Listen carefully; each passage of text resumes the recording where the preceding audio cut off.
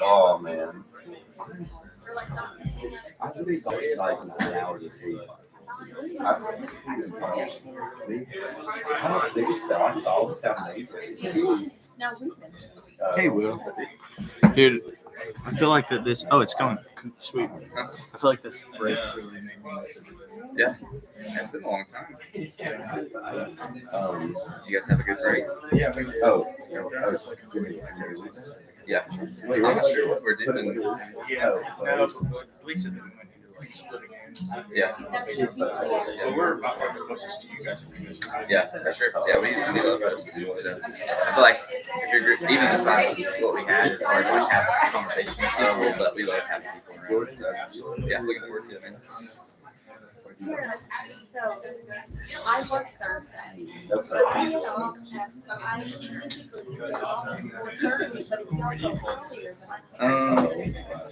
I guess take it to the kids' room because I think Ren's already in there. All of it. Oh, it's a show. I think all the doors at 7. They asked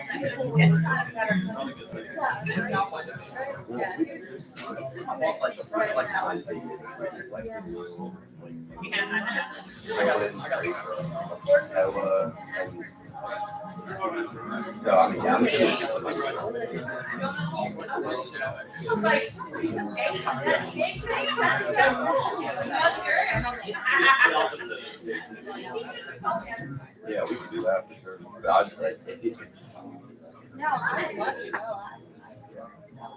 you got me. Yes. I don't remember honestly. I think maybe from an event or something like that. I don't even remember. Logan, did you stay at Rogers last night? No. I said 9 hours of sleep. I'm still exhausted. You got home and got 9 hours of sleep. It's impressive. I went to bed. I woke up at like 9.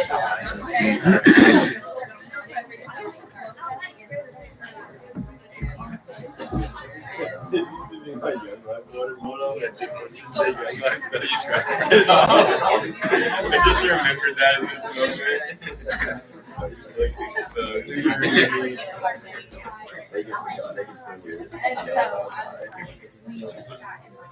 All right, everybody. Welcome. Cheers to the new year. Cheers. 2023.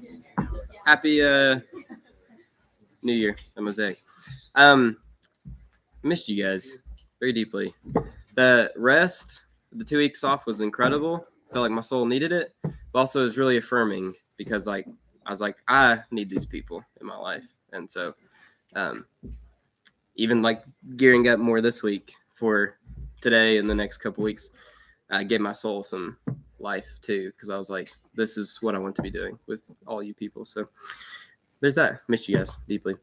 Today we're talking about Mosaic and our story and who we are and what we're doing here, and a lot of it's tied up in who I am too, and so I'm kind of sharing my story too a little bit with you guys. And the next couple of weeks, we'll be sharing each other's stories.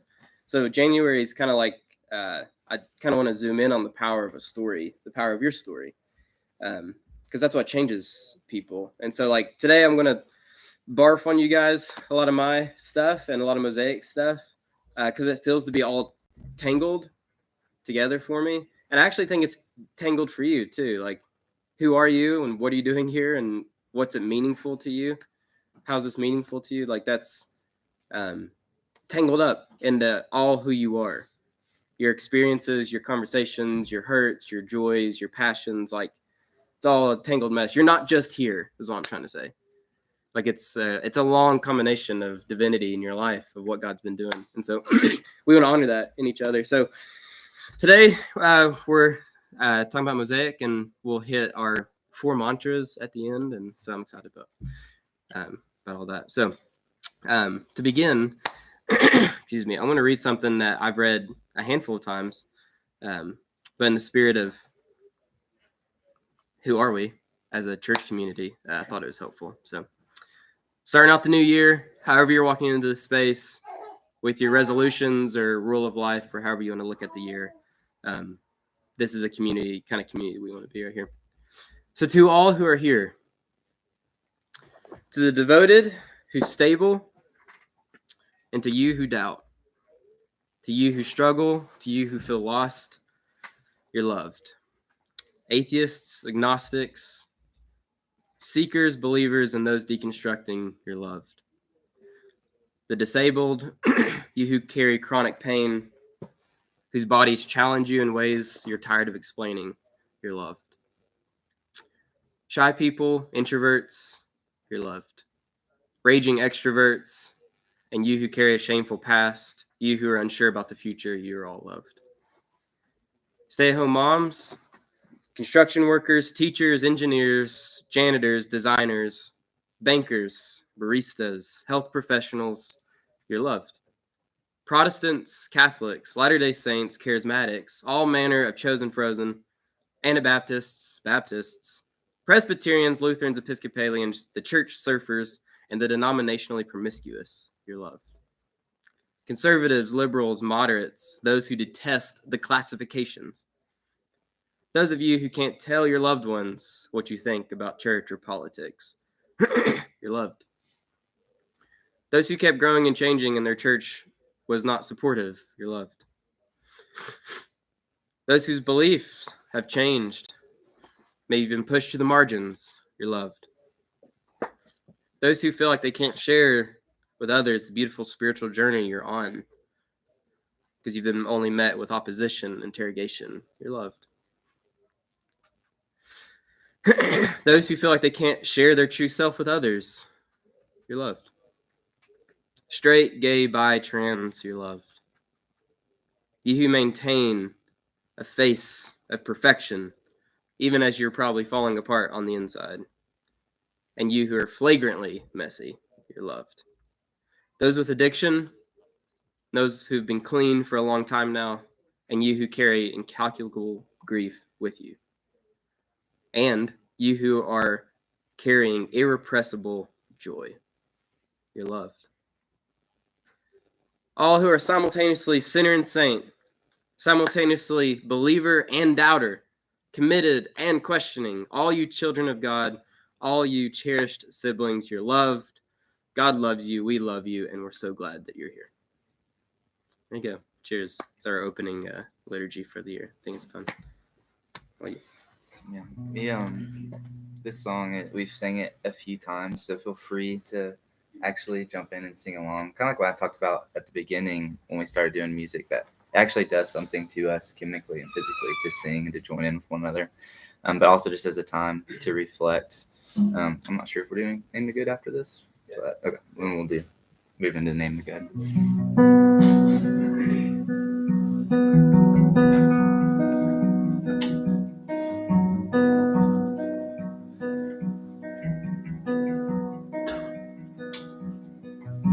Deep in the caverns of your heart stood your beloved, your day star, the fairest among 10,000 minds.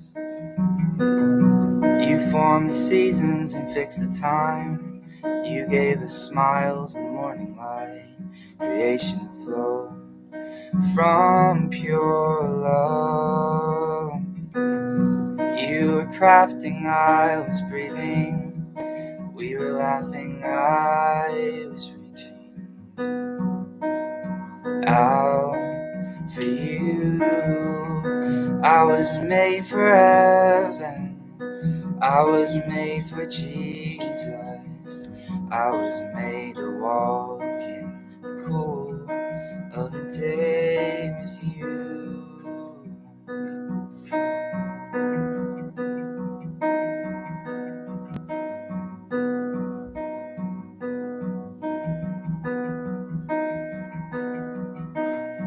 Cursed in the garden of paradise, you knew the pain from a lover's eyes. To get us back, you gave it all. built in the likeness of flesh on earth. You bore the cross that we deserve. You've gotten down on one knee. Spirit's breathing now, I'm living. We've been married now, I'm seeing what I was made for. I was made for heaven. I was made for Jesus. I was made to walk in the cool of the day with you. I was made for heaven. I was made for Jesus. I was made to walk in the cool of the day with you.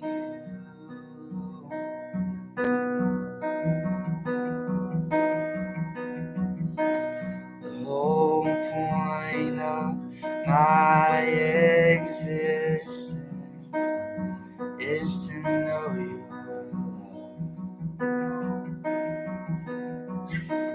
The whole point of my existence is to know your love. The whole point of my existence is to know your love. The whole point of my existence is to know your love. 'Cause I was made for heaven. I was made for Jesus. I was made to walk in the cool of the day with you. I was made for heaven. I was made for Jesus. I was made to walk in the cool of the day with you.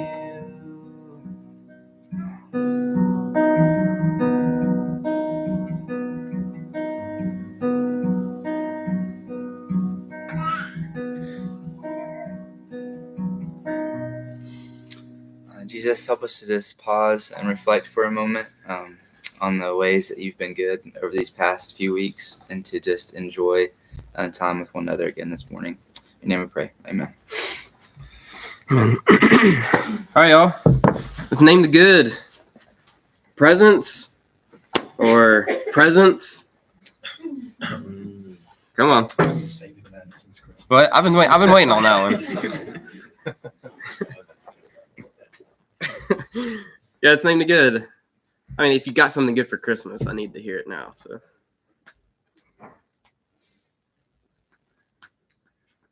The Davis has had cousin Christmas Nice. for the first time this year. That was sick. Yeah. I was sick the whole time. I had the man flu.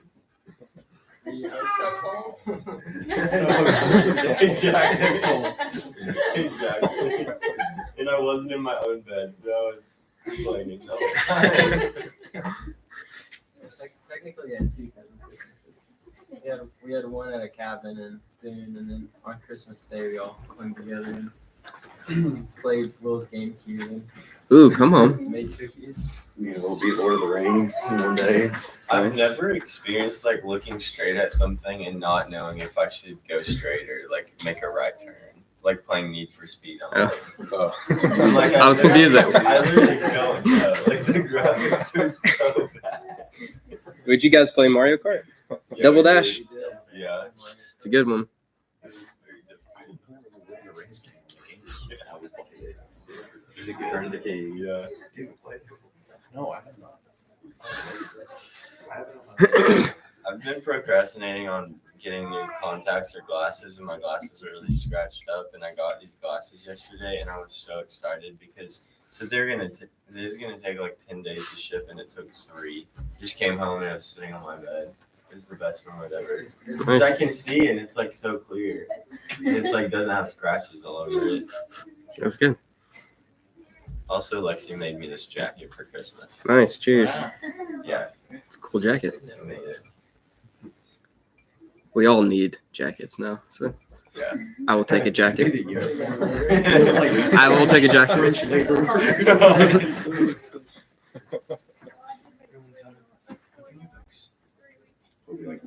Can we get like Mosaic jackets?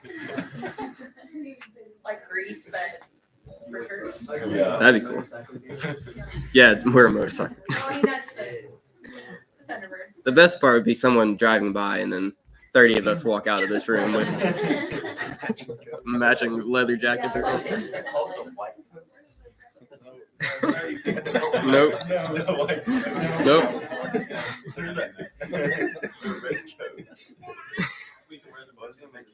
We could wear them for Tuesday visitation, which we're going to bring back this year, y'all. You're right. Shut up. Along with Sunday school. So. All right, what else? Gilbert took the command to rest very literally. Good. We shut it down. Good. Like to the point where this week we're having trouble restarting. Yeah.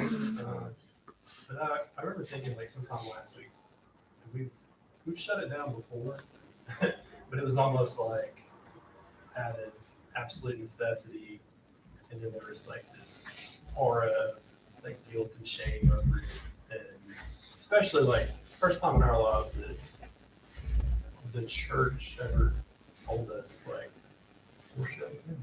Instead of us just being like we need to break the church and like silently taking our little personal break. So really thankful for that, and obviously really excited to be back.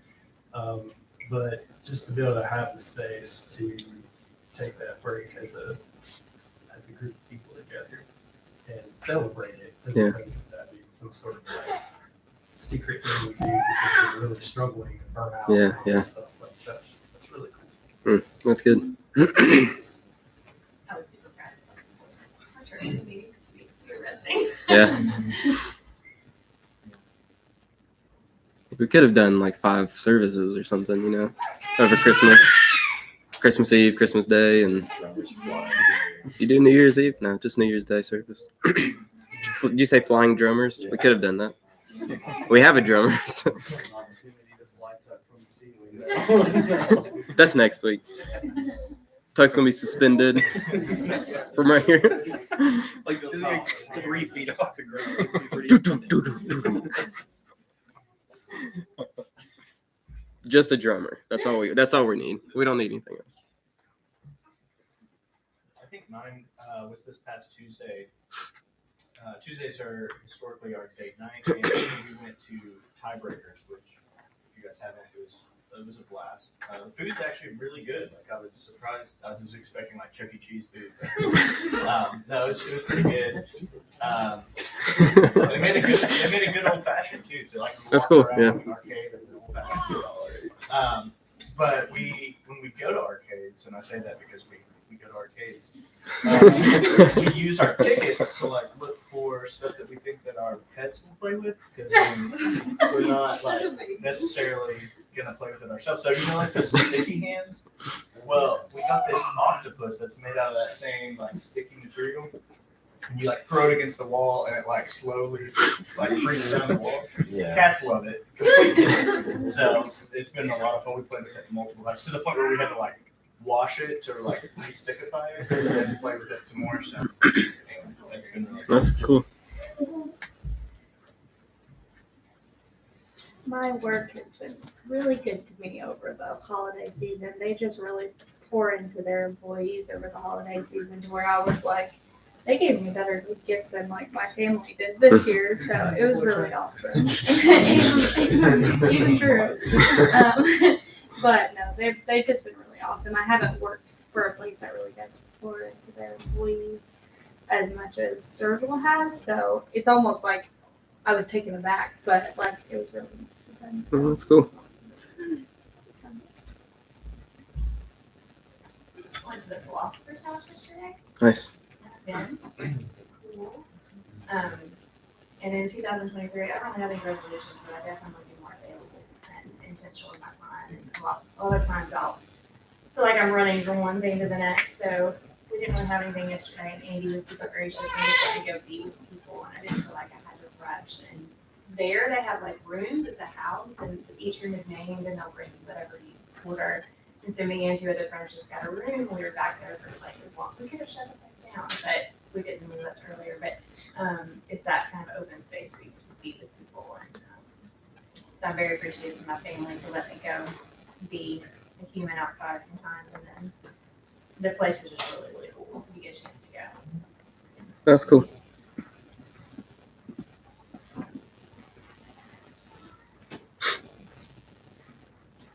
Got a promotion. Yeah. Cheers to Kevin. Big time. Earlier than I expected, so it'll be interesting to see what the next year brings. But we good. Busy. Yeah, it's awesome. Frenchie fries for everyone. Yeah. Friday dealer.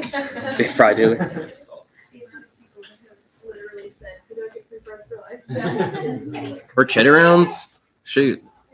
I'll supply the Mosaic cheddar. This is all the time.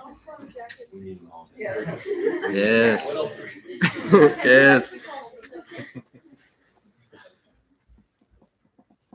Cheddar rounds sound nice. So, I feel like time is moving super fast in the stage for us right now, because every time I like blink, it's like, oh, we only have X amount of days till the baby comes, and that kind of thing is just like really catching up to us right now. So it was really good to like have a slow couple weeks at Christmas, and like he had more time off, I feel like, than he's had in, it feels like a long time, but I think that's because we were just like at home and not traveling, and that was really great. But now we're just like super ready for what has to be done, because I'm super influenced by my surroundings, and so living in a basement is like kind of when you feel like I'm going stir crazy a little bit, but we're making some progress on the house, and I'm excited for that. So, that's great. yeah. Where's the house? House and baby. House. House after baby for sure, but baby April. And house when? After. Yeah. Super hard. Big year. 2033. Big year. Should have built that chapel. That'd be pretty cool. You'll just do an underground chapel, underground monastery. What else? Christmas, New Year's. Anything? I got to see my grandparents earlier than I got to last Christmas because they live in Chattanooga, so sometimes it's hard to get down there to spend holidays with them. And they have 6 grandkids, and so when all of us try to come at the same time, it doesn't work anymore because we're all adults and we all live in different cities. But they celebrated their 60th wedding anniversary like 4 days before Christmas because they got married in December. And I don't know, sometimes I look at them and I'm like, they're still so cute. And they've been married for 60 years. I just can't, it's just crazy to think being married for that long and still being like, just so in love with your spouse. It just, I don't know, it was just, I know we were supposed to celebrate Christmas, but the whole time I was just thinking about how crazy it was that they just celebrated being married for 60 years. That's just crazy. That's cool. That's a long time. That's really cool.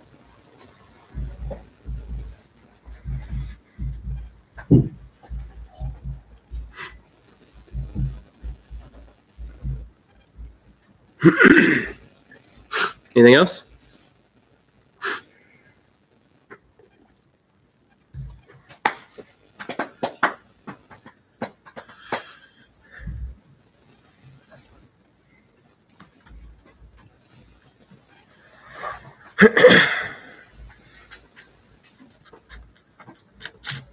All right.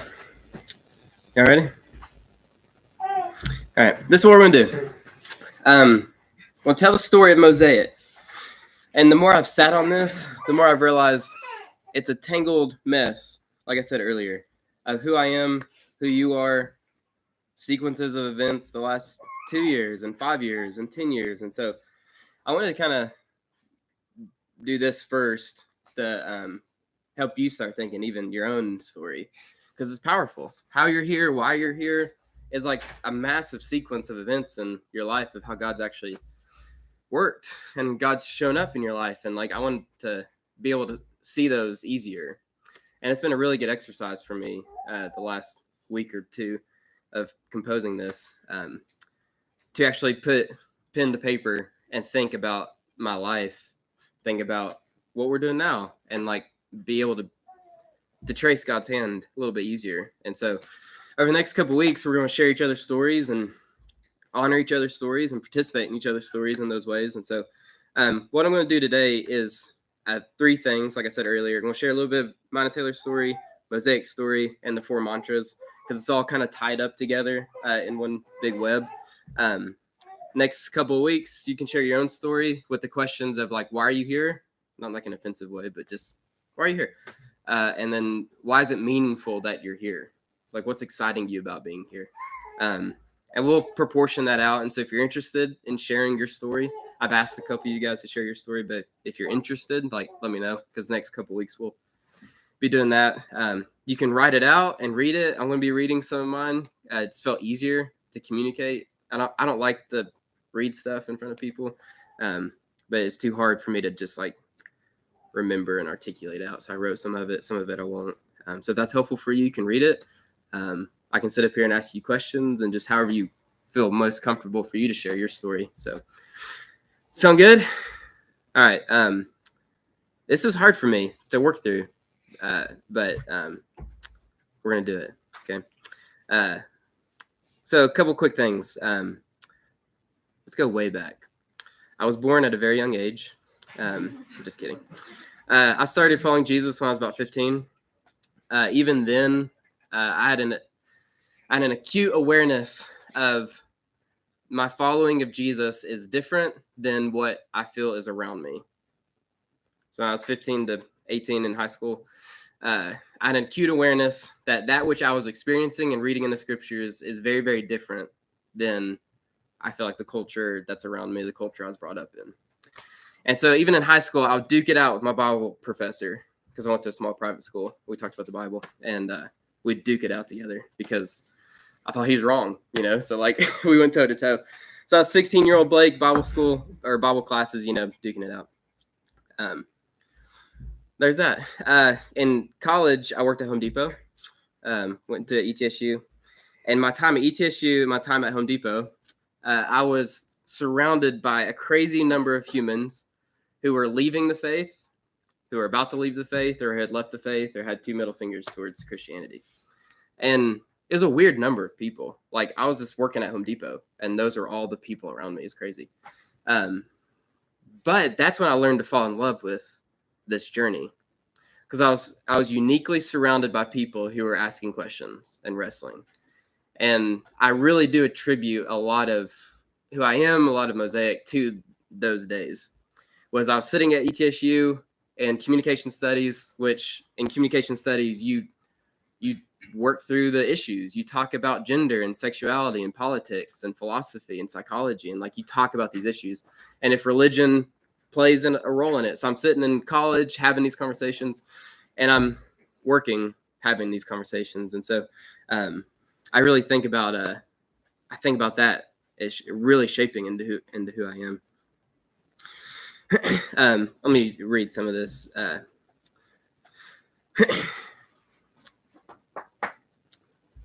In both those places, those are intentional spaces for me to dialogue with people in ways I hadn't before, and in ways I didn't realize I had loved so much. In school, discussing all the things. At work, discussing all the things did something to me. I had people around me who were throwing away the faith that they were handed, or they were handed such a distorted version of the faith, and they needed help untangling it all. It was in those moments that I learned I had an immense passion for the doubter, the seeker, the skeptic, the deconstructing, the outsider, those on the edge of the inside. So I spent my working hours doing my job, trying to pass my classes. But more than that, I spent my hours studying the scriptures and slowly, incrementally asking people questions about faith and all that. All the while, I was stacking lumber, looking for air filters, mixing paint, studying at the library, eating at Pizza Plus buffet. Anybody? It's actually not that good. Sorry. In Wharf Pickle with my professors, E-Tissue. Shout out to Wharf Pickle. And all those things I was helping people reconstruct. And that was immense passion of mine. It was like, that's where I want to be with these people. I'm in a larger spectrum. Me and Taylor started to work through like, what is church during that time too? Like, so we got married and then, you know, asking those kinds of questions. Like, what does it actually mean to be the church? You can say we started to deconstruct that. A lot of our experience and knowledge of things was like church's typical big business around here. I don't know if you guys have experienced a lot of that. Usually ran by people who wanted to be CEOs. It's kind of like a distant, dusty vision of what it means to be the church. As a machine that needed to be run.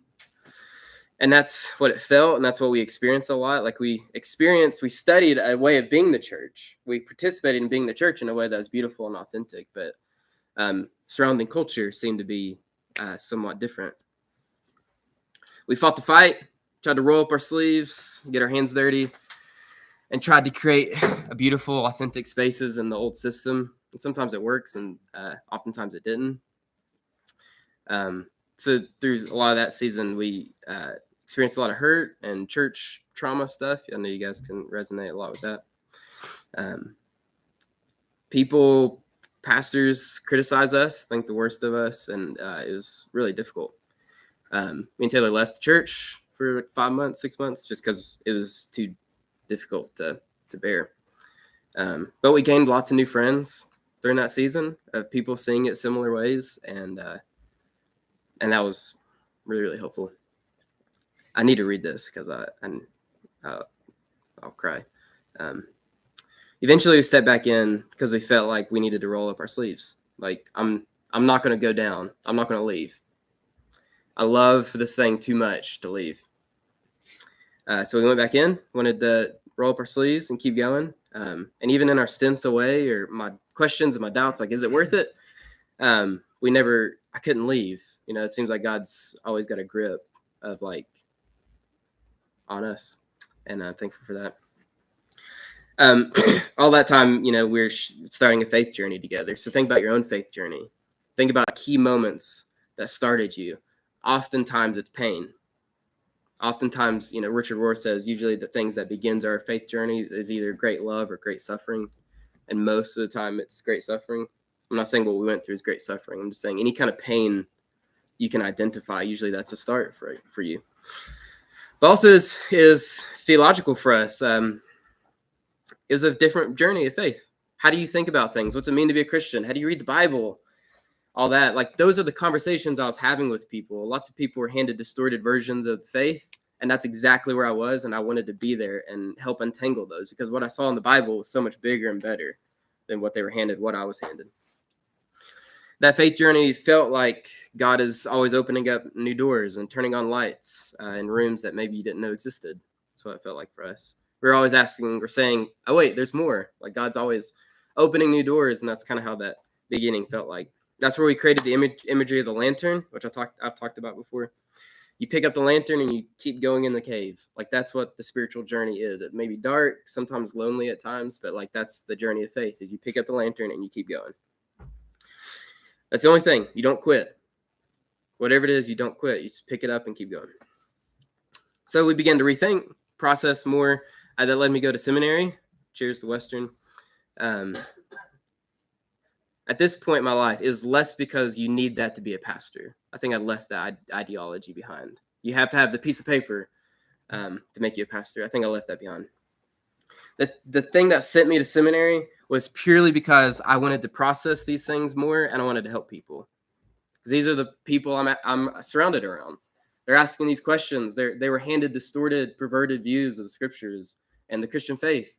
And that's which I saw was there is so much bigger and better. And I just wanted people to experience that. If the Bible and faith are so good, and there's this many people around me struggling with this stuff, I got to keep going. So 5 years ago, I started seminary, and I began to get shook. Not in bad ways, but because this stuff was better than I thought it was. It was even better. There's so much more. The Bible is deep, complex, beautiful, helpful, and shocking at times. Church history is wide and complicated and dark and horrifying at times. It's encouraging at others. It's diverse in perspectives, and all this live in me. Because it's like, no one told me this. Like, this is awesome. And at this point, I started seminary, I was 22, so it's like 22 years, and no one told me it was this good. My seminary opened up this. I know this is all intentional. Just hear me out. The seminary I went to intentionally opened up the scriptures. They didn't explain them. There's a big difference there. They opened them up for us to have conversations about. They didn't just summarize it and shut it. The school I went to methodically taught us different perspectives on things. Here's the 6 perspectives on this, and here's the 4 perspectives on this. It allowed us room to think, to process, to debate. At the end of the week, you had to read the books and then write a paper on it. I think that's a big shaping of who I am now. That's still how I process things. And if we have coffee or we have conversations, like, you'll still hear me talk about stuff like that. We lived in a small 1-bedroom apartment, Laurel Brook. Shout out that place. Love that place. We gathered people in our home on Thursday evenings. This is 5 years ago, 6 years ago, 5 years ago. Gathered people on our Thursday nights to eat, drink, and discuss the Bible. Many of you guys were there. Some of you guys were there, still in this room. It's beautiful. I had a friend's tablet hooked up to our TV, and I would draw out stuff as we talked about the Bible. We talked about Hebrew and Jewish studies and the cultural background of the Bible. Everything I was learning in seminary, I just barfed on these people every Thursday for hours, and they kept coming. And it was just a blast. We had our neighbors there. We had people who were Christians, people who weren't Christians, people who were deconstructing, people who weren't. And we just talked about the Bible and ate cake. And it was awesome. It's on Thursdays. So me and Taylor still think about those. I'll listen to the band Camino or something, and we listen to the band Camino during those nights often. And so it brings all that back to me. A lot of who I am started there. I was a pastor in another church for about 2 years. Lots of ups and downs in my short ministry career up to that point. We just felt like we needed some consistency, some intentionality, some pastoral training. There's a lot there that I think I'm still processing, so I don't feel like I'm ready to talk about all that yet. But it was so healing in lots of ways because I learned to trust people again. There's 2 people specifically. I still talk to them, 2 pastors specifically. Put a lot of pieces back together for me. One's a mentor to me now. I see him every week, and he's become a pastor brother to me. And it's just really helpful. Through all the experiences of church trauma or just trauma of hurt in your own life, think about how you learn to distrust people. You just don't trust them anymore. And that was such an intentional point for me to think, okay, this is worth it. Like, not everybody is like XYZ. Especially through hurt or pain or questions, it's easy to generalize people. And as in that season, I learned to not. Anyways, that passion for the outsider, the deconstructing, the doubter, the person on the edges grew. I had more opportunity to give myself to those people. I was with college students, young adults, normal people who are asking questions. I was around students who didn't want to go to the church down the street that had the lights and the smoke machines and the fog because they thought it was silly and it didn't help their spiritual formation. Like, those are some of the people I was with. I was with people who were questioning science and faith and hell and judgment in the Bible and war and end times and the historical reliability of the scriptures. Like, those are the conversations I was having week in, week out with these people. And that gave me life. So, like, that's where I want to be, having those conversations. How does spiritual formation happen? And as a college student, like, that's the conversations I was having. And that's where I wanted to be. Those asking questions about how to be a modern human with an ancient faith, like that tension. Those are the conversations that gave me life. I wanted to be where the people are, to quote Ariel. And I mean this with the utmost respect. That's not what the church I was working for wanted for me. So we parted ways, and it was really painful. And we lost a lot during that time again. But we gained even more. And more people sitting around this table that I didn't know before. Gained a lot during that time. A lot of those pieces we're putting together. Faith is a journey.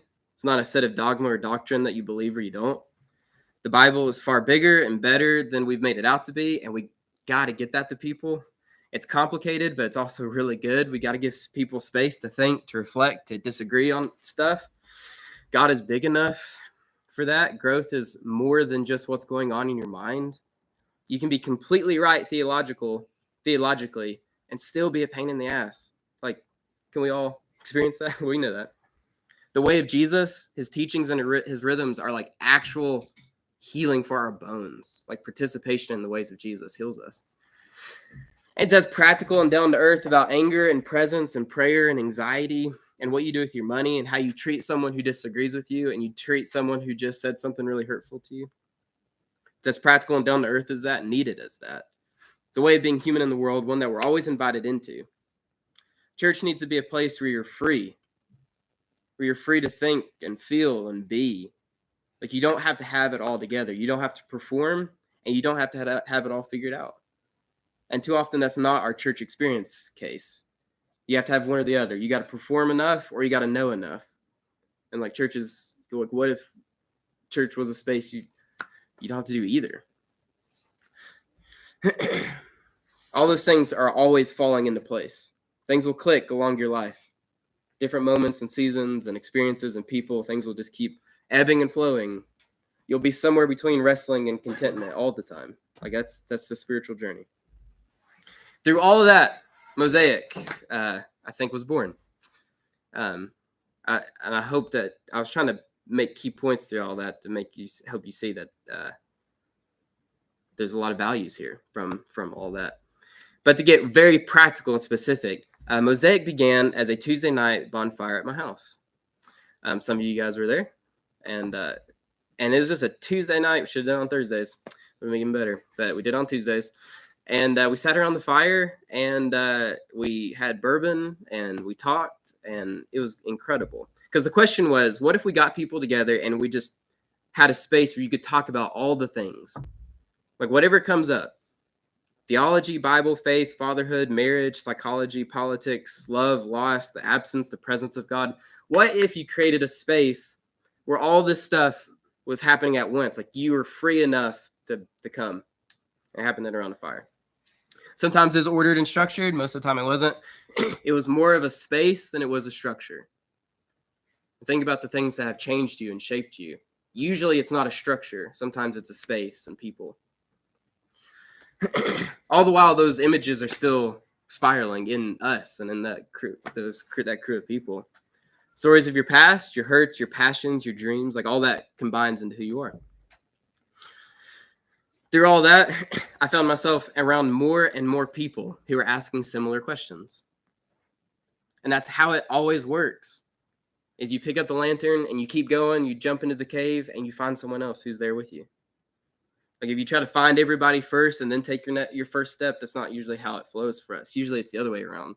You keep going and you'll find people along the way. Keep going. We were around new people who are all leading and leaning in similar ways. With their journey of faith, everybody needing space, wanting to have those kind of conversations. The desire for that Tuesday space, that bonfire space, began to shift. The question is, what if it was more? What if it was not just a Tuesday night guys thing? Like, what if more people were invited or included? What if women could come and children is communal inviting? What if there's an official space like this? And is that even possible? A space for everyone. A space to include the questions, but also give ourselves to a new way of being human in the world. Not to swing the pendulum on beliefs, but to practice the way of Jesus, all the while holding tension.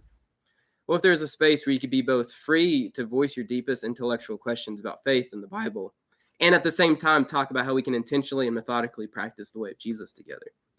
What if we could live life with people who are on the same deconstructing, reconstructing journey? What if we created a safe haven for people to actually come as they are and you meant it? What if you could come with both your doubts and your desires, your joys and your frustrations, your celebrations of how God is showing up in your life and ways you can't find God anymore? What if both were included? What if we created a both and community? So more conversations, more pondering, more praying, more reading, more writing, more people. Like that's how God shows up. Is like God's always been showing up in flesh and blood. And you see each other. And that's how God shows up. This is getting to the end of 20. I'm getting my years mixed up. 21. Yeah, end of 2021. We just got to the point where it's like, okay, this needs to happen. Let's ask people. And some of y'all are here today that were part of that initial ask. Things like 7 of us or something. And we ate dinner, had lunch, coffee, conversations, dreamed together. Sometimes we gathered and talked about things. Sometimes it was just like hanging out and getting to know each other. We'd read something or read a question or something like that, a poem on a Thursday night. But there's really no structure. It's more just like us being together. Actually, I asked Dylan to send me some stuff too, and he sent me this next couple of sentences I thought was helpful, so I just copy-pasted Dylan. So a lot of our talk concerned God and the church and life because that's what we've known. That's what we really connected over. That's where it began. A few of us in a room that wanted to make sense of things that no longer made sense. We shared the things that we were learning, things that worked and didn't work anymore, whatever. We all felt a sense of the same thing. Whatever it was is not satisfying anymore. And we're all leaning in. That's not a negative thing. So don't just pitch it as like a bad thing. Like you're leaning in, leaving something that was and stepping into something new. Well, that's a beautiful journey. So maybe you don't even identify yourself as a doubter or someone who's deconstructing. Like that's totally fine. But in some sense, we're all around this table of I'm leaving something and stepping into something new. Because this is not traditional in any way. But we're all being like, okay, I'll lean in. And so this is a new thing. Then we said, what if it was more? What if it was not just a Thursday dinner space? What if it was more? What if the Thursday dinner space was not the only thing, but we gave ourselves to creating more room for people on the journey? What if we embodied the normal rhythms of a church, but we did so subversively, beautifully, authentically, gave ourselves openly and honestly to the ways of Jesus in the Bible, both a modern human holding an ancient faith? More conversations, more asks. That initial group, we asked, what should we do? Keep the dinners going, but also, what if we kept going? Build a space where we could all reconstruct together, keep going together. And we all agreed. We all leaned in. We started gathering Sundays in our house, January of 2022. Sorry, I don't know why I'm getting my years mixed up. We had 4 values, 4 mantras, and I'm going to hit those real quick here in a second, that we all talked about. These are the things we want to dance around. This is what we think a church should be about at this point in time. And we're not trying to critique everybody else, but we want to be faithful to what God is showing us here and now. So we started doing our home Sunday mornings from like January to April? Is that about right? And then we started meeting here because Oren had connections here. And because that was our question, is like we want to have empty chairs for people because we're all having questions or conversations. We're all having conversations with people. And so what would it look like if we actually made more space for people? And that was the desire. We're not trying to be in a space because that's what you're supposed to do. We're not trying to get into a building because that's what you're supposed to do as a church. But like, what if our actual desire was I can have a conversation with someone out here and I can say, we're making room for you. There's actual room for you. And at that point in Mosaic's life, there was not room in our house. And so this move was like for that purpose. And like, I love that was the purity of that decision, was we wanted to make room for people. And make room for our kids and make room for each other.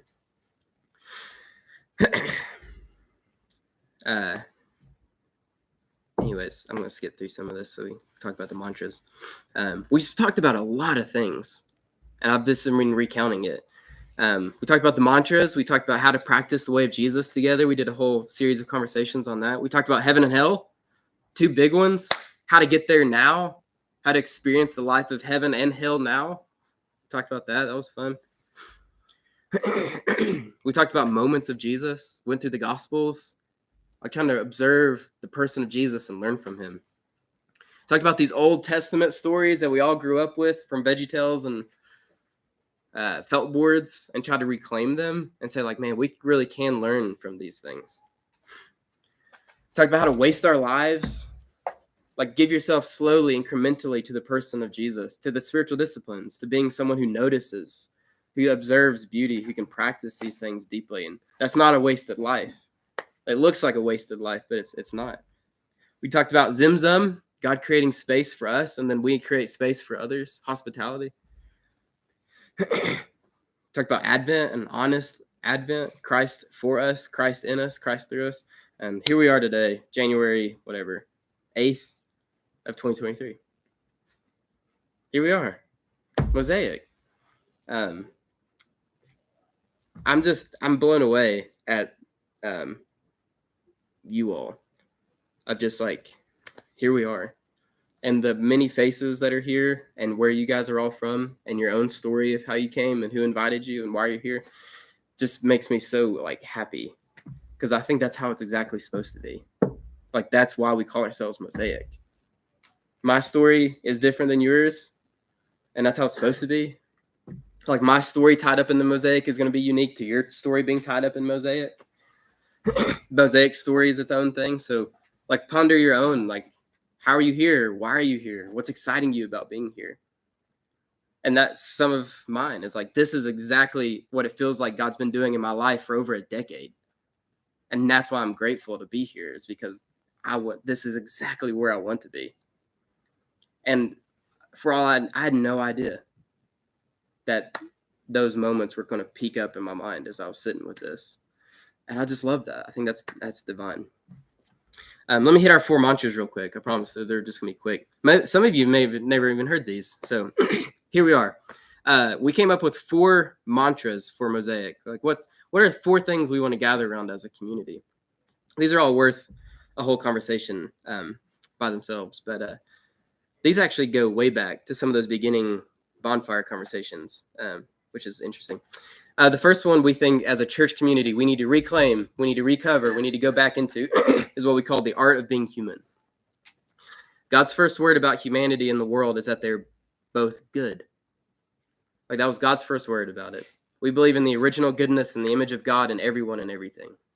Dignity, value, gifting, purpose dwell in each human being equally. We believe the way of Jesus is what allows us to live into those things. So the art of being human, it's an artfulness. It implies like participation and learning. Like, that's why art is a good word there. Image of God in everybody. Christ in you. That causes us to really see each other. Like, to have thoughtful, deep conversations with each other, because I'm encountering a piece of God in you. And you're encountering a piece of God in me, and that's why we need each other. Causes me to go deep in conversation and friendship with each other. That's the first one, art of being human. The second one is the pathway of healing. We believe that who you are becoming says more about you than what you believe. Jesus showed us a holistic rhythm of being, holistic way of being human. So at Mosaic, we want to strive to understand the rhythms, dwell on them, practice them, and find healing in them. The main thing is who you're becoming. The process of becoming involves far more than just your brain having right thinking. Because we know just because you can articulate right theology doesn't mean you're going to be a transformed person. And so we want to be a people who holds out a practice way of life, a healing way of life. There's so much more transformation that needs to be done, that can be done more than your brain. Like, just because you read a book doesn't mean that you've absorbed it and you're practicing it and it's transformed you. It's like, what if a church community tried to gather around that? What if we were a practicing community, an intentional community, an application-based community in that sense? A main practice for us is going to be to take the time to examine Jesus' teachings and his rhythms and try to practice them together. Our goal is to increasingly become the kind of person that Jesus would be if he were us. It's not just what would Jesus do in this moment. He healed a leper. Well, it's like, well, I'm not healing lepers right now. But if Jesus was driving your car and he worked your job, what kind of person would he be? Would it be different than who you are? And I want to be so close to that. However Jesus of Nazareth would be if he were in my place, that's the kind of person I want to be. Like, that's transformation. There you go. I like that one. Sounds a helpful part for me. The third one is the depth of the Bible, the depth of this ancient library. The Bible is a library. It's a symphony of real voices emerging from real places that speak to these deeper realities that I think we all really want to talk about, the universal human experience.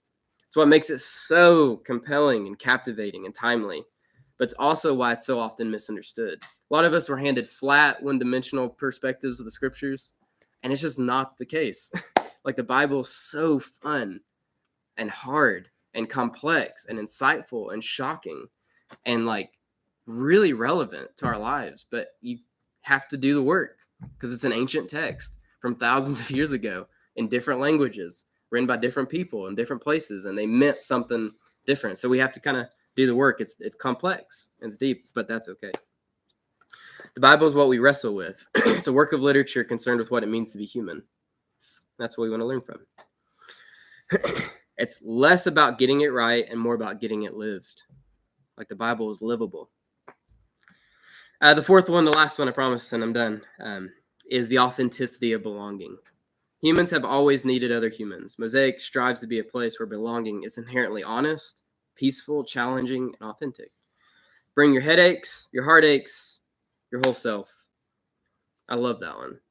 Like, what if you were welcome at the table with both your headaches and your heartaches?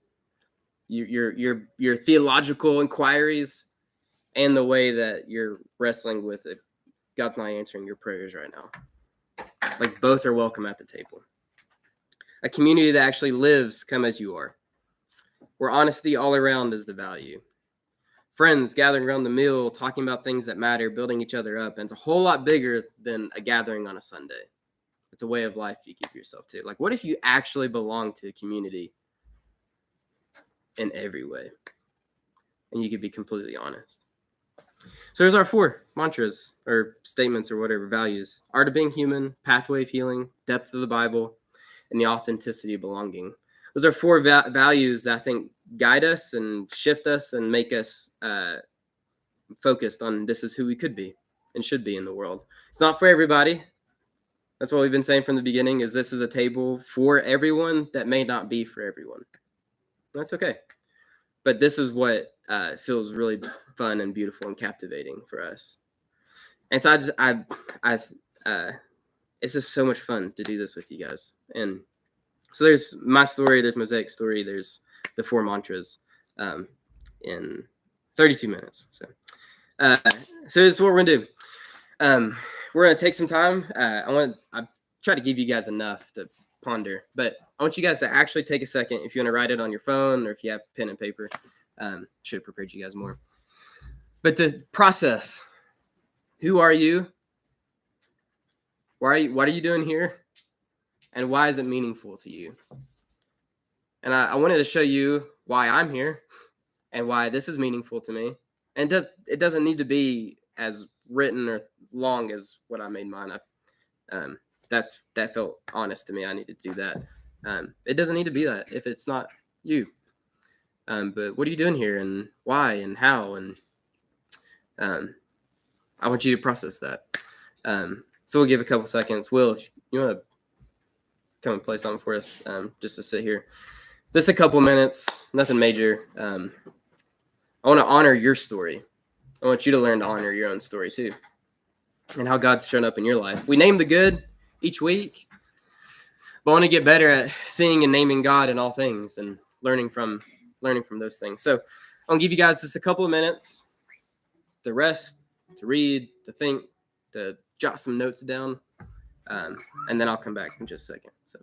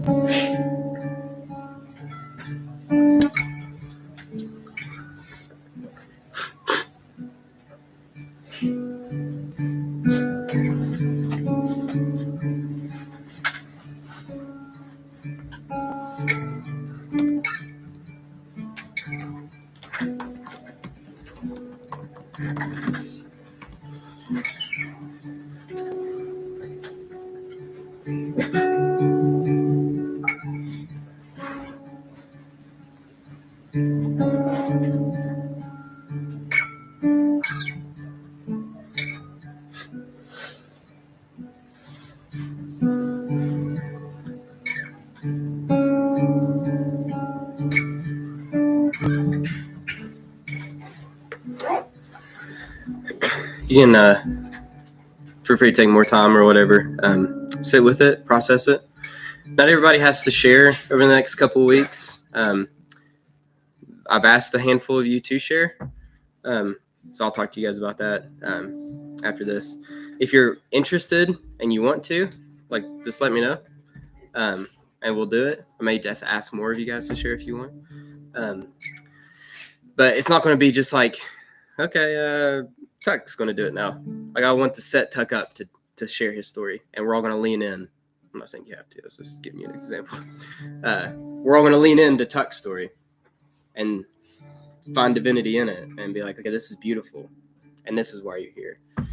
And so take the next week, even if you don't want to share publicly. I think it's a great process for you to do, is your own story work. So feel free to do it, chase it. But the next handful of weeks, 2 weeks or so, we're going to share stories with each other. And more than anything, I think this is really powerful and needed. And so the next 2 weeks, come and be present, and let's lean in together and listen to each other. So Gracie actually wrote something for us too, kind of lead us into the whole sharing posture too.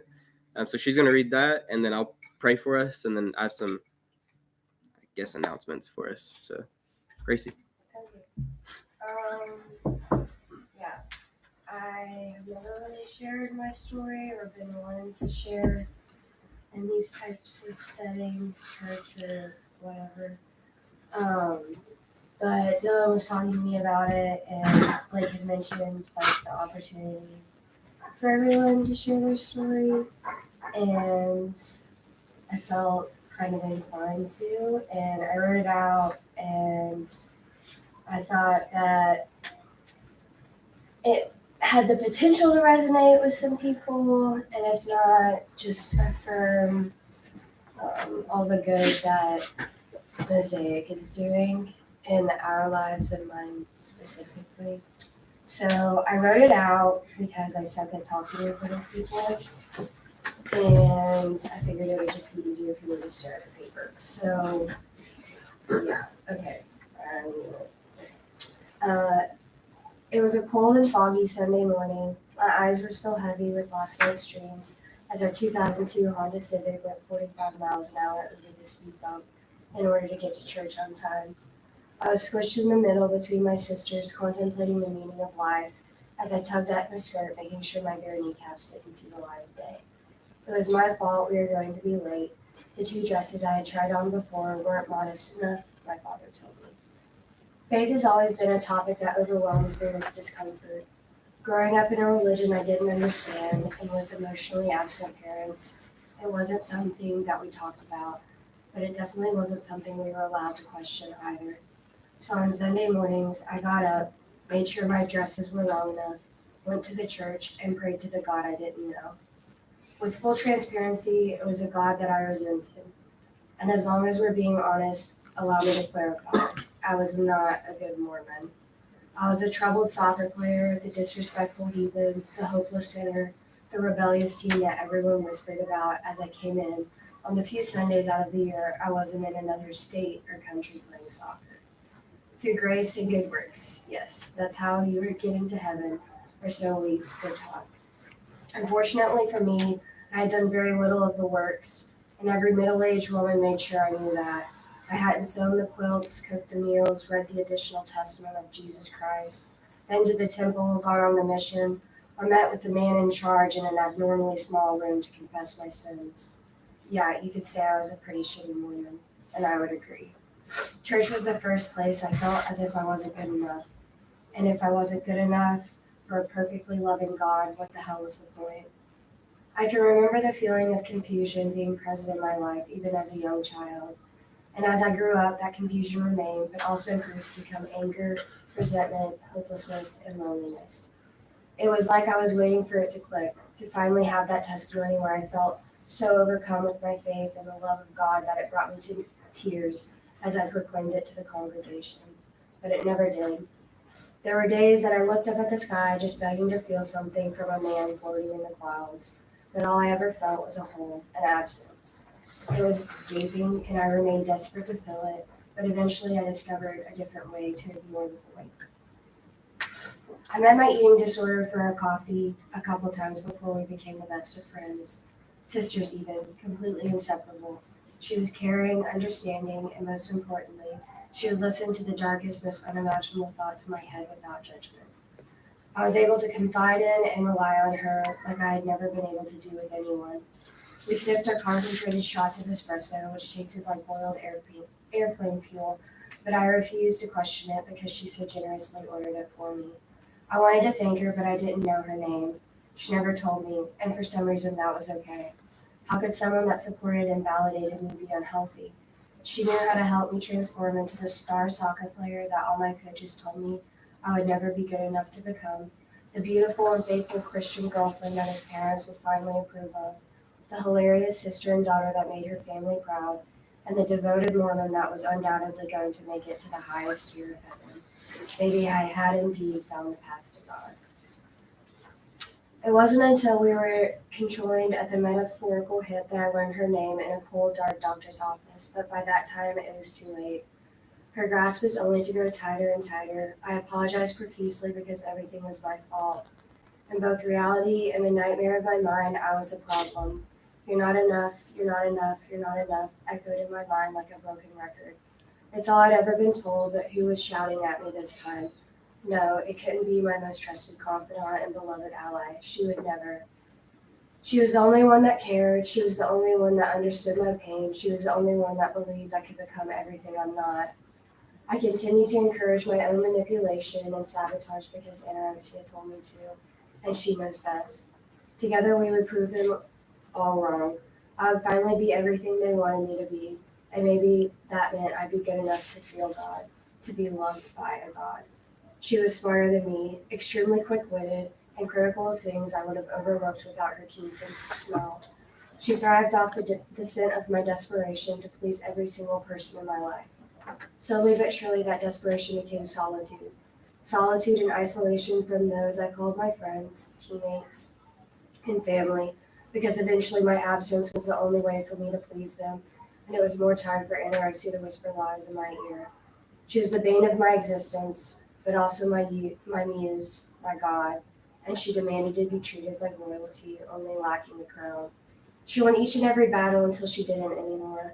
I was in complete awe of the wonder she had created, the reflection of a pale, hollow girl I saw in the mirror. She pulled my hair back as my hands grasped the toilet seat. There, my love, don't give up now, she encouraged me. You're almost enough.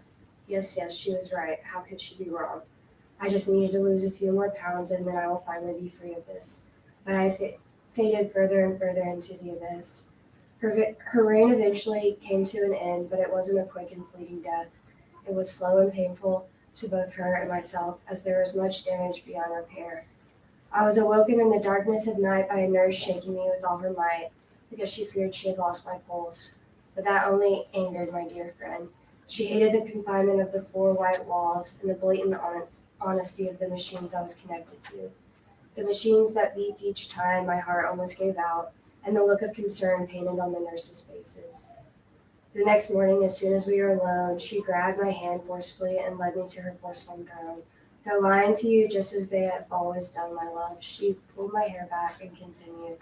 You're not sick enough, she laughed. You're not sick at all. You're weak. You're embarrassment to this so-called disease. Do you think now you're enough for some God to love you? Like this? She cackled as my stomach acid burned the back of my throat. The mastermind continued doing what she did best, manipulating my mind, but the doctors knew better than to trust the words she was putting in my mouth. And so began the journey of healing. This journey of healing and of recovery required me to say goodbye to anorexia as a role slowly reversed in the light of the present filled my eyes. At first, I failed to recognize that by saying goodbye to my muse meant addressing the wounds she had put a bandage over, addressing the gaping hole that I had so desperately tried to avoid because it only brought me more pain, and I was tired, exhausted. Fast forward to this past fall, I decided to grab coffee with a dear friend, one that I had always been able to have genuine conversations with, so I felt comfortable confiding in him about my utter confusion and anger that had slowly resurfaced the last 6 months. He invited me to a small gathering, and completely numb and out of desperation to feel something, I obliged. Nothing could prepare me for the experience I was going to encounter. A bunch of broken people that had their own traumas, religious or not, people that had also believed the broken records playing in their minds shouting you're not enough, gathered around the table, naming the good. It was in that moment, for the first time in a long time, I felt good enough. I felt it was okay to take up space and to be there. And as I reflected upon the presence of the good in my life, I realized that was where God was the entire time, not a man floating up in the clouds in the sky. By no means am I a biblical scholar, but a verse that resonates with me is 1 John 4:12. That says, no one has ever seen God, but if we love one another, God lives in us, and his love is made complete in us. It was so much simpler. It was in the people, doctors, and therapists that have helped me with recovery that I felt his healing hand. It was in the friends that called to check to see how I was doing, or when my beloved companion with 4 paws nudged her wet nose on my hand, that I felt his love. It was when my paintbrush hit the canvas or my pen hit paper, I felt his peace. It was when Ren let me hold her and give her ice, I felt his joy. It wasn't in the church I was told to go to, surrounded by people that see you as less than, the religion I was supposed to belong to, or the prayers that everyone expected me to say, that I felt God. It was on this Sunday, being my most genuine but broken and flawed self, gathered around a table with strangers brave enough to be their broken and vulnerable selves, that I felt God. He was and is in each of my friends that are sitting at the table, showing up, offering a space of healing, love, and acceptance to one another, just sitting here naming the good. That was wonderful. I have no words. So that was wonderful. Thank you for sharing that with us. There you go. Beautiful story. we should just leave. Yeah, no one say any more words. Let's just hold this in moment. Kind of bottle this up and drink it. Oh, that's great.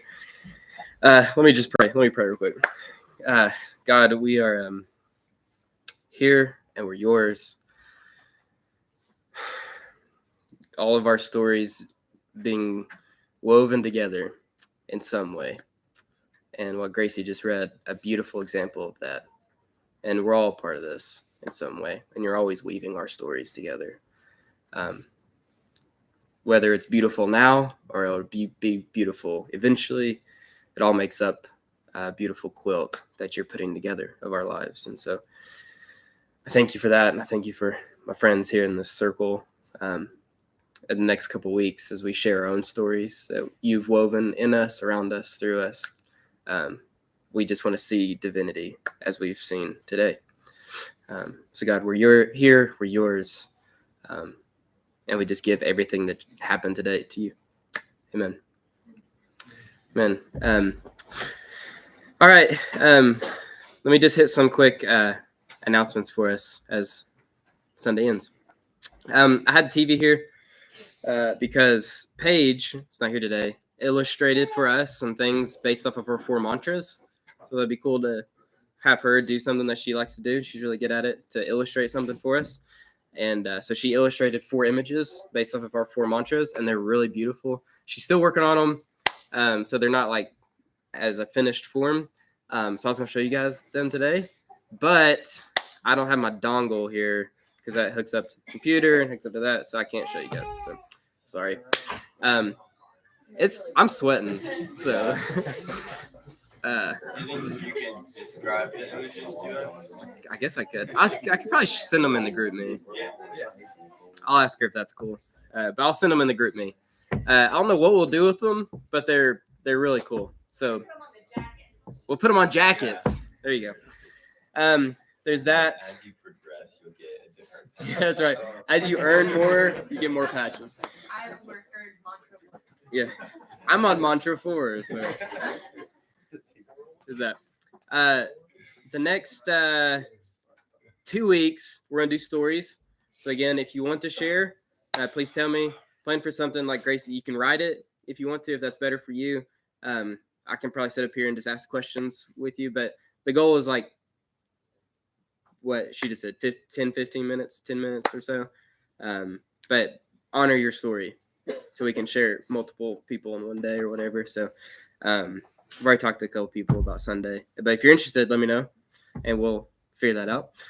So that's coming up this Thursday. Well, I thought it'd be cool since we haven't been with each other for 2 weeks to do everybody together. So I thought about trying to do it here again. Oren, you think they'd be cool with that? We can ask them again. Potential Christmas party. Yeah, since we didn't do a Christmas party too, and so, anyways, we'll have a party this Thursday all together somewhere, probably here. I think it'd be cool.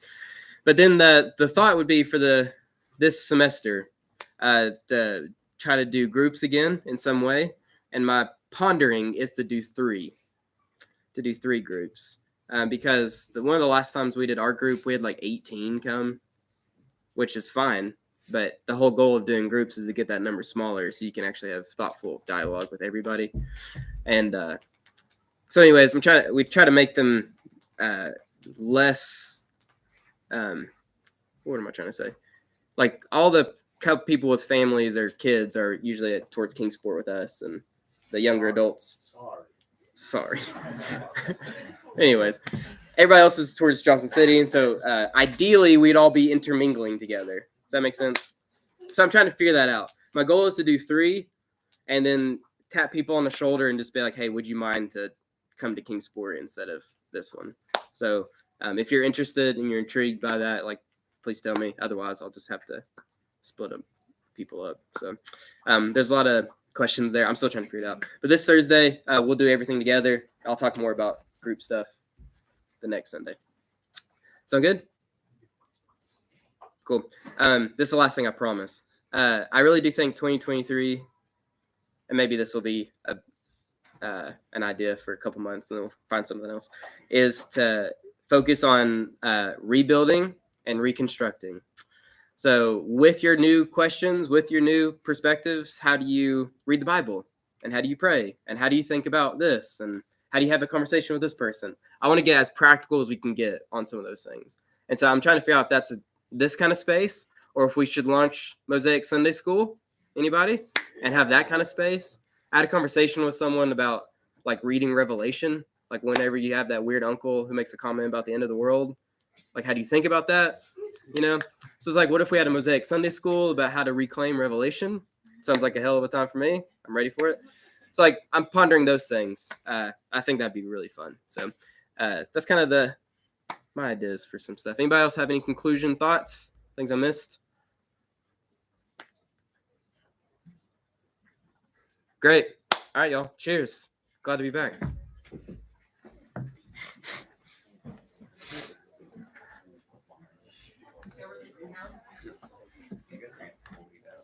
Release the hounds.